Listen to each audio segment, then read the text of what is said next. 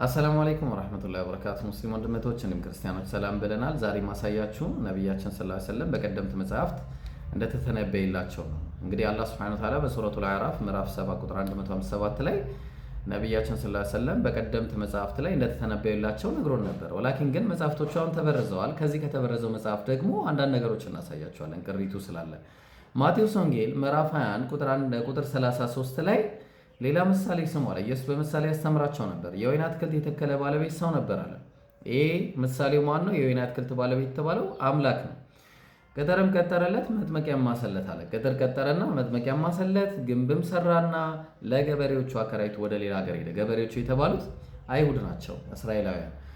የሚያፈራበትም ጊዜ ሲቀርብ ፍሬውን ሊቀበሉ ባሮቹም ወደ ገበሬዎቹ ላከ። ባሪዎቹ ማለት ነቢያት ናቸው። ስለዚህ ወደ እስራኤል ልኮ ነበር እግዚአብሔር ወደ እስራኤል ብዙ ነቢያትን ልኮ ነበር።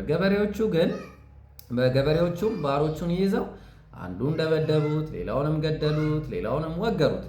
ስለዚህ ብዙዎችን ይገሉና ይወግሩ ነበር፣ የታወቀ ነው።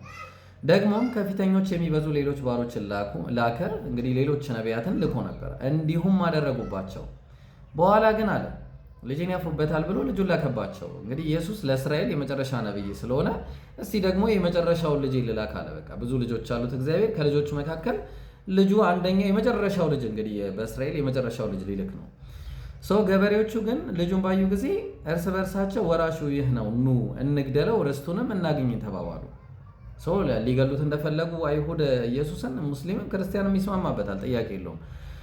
አሁን ግን ይዘውም ከወይኑ አትክልት አወጡና ገደሉት አለ። ኢየሱስን ገደሉት ብሎ የማቴዎስ ጸሐፊ ተናገረ። ይሄንን አላህ ቁርአን ላይ ነው ብሎ ወማ ቀተሉሁ ወማ ሰለቡ፣ አልገደሉትም አልሰቀሉትም ብሎ ተናግሯል። ኢየሱስ አልተገደለም፣ ተሳስቷል፣ እዚህ ጋር ተበርዟል ማለት ነው።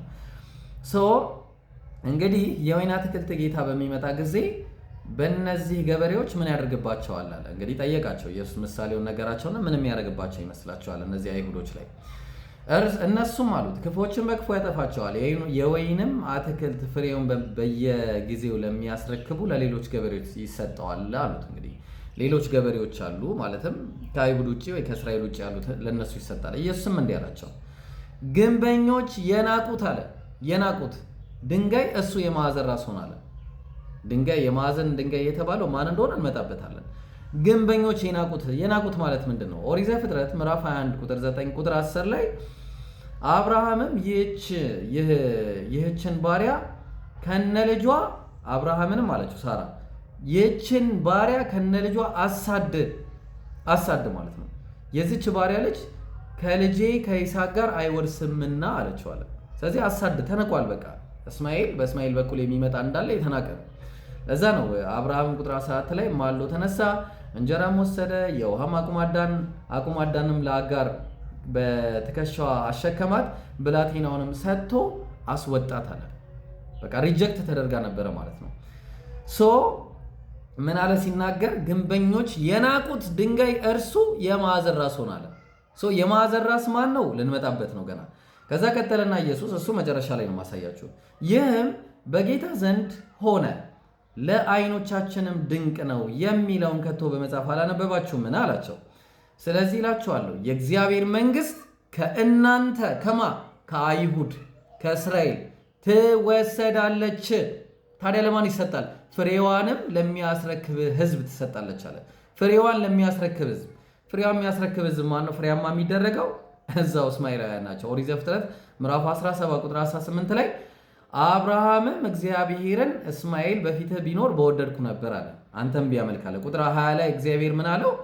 ስለ እስማኤል ሰምቻለሁ፣ እነሆ ባርኬዋለሁ፣ ፍሬያማም አደርገዋለሁ። ፍሬያማ አደርገዋለሁ አለ ጋይስ።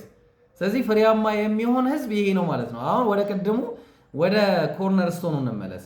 ምን አለ?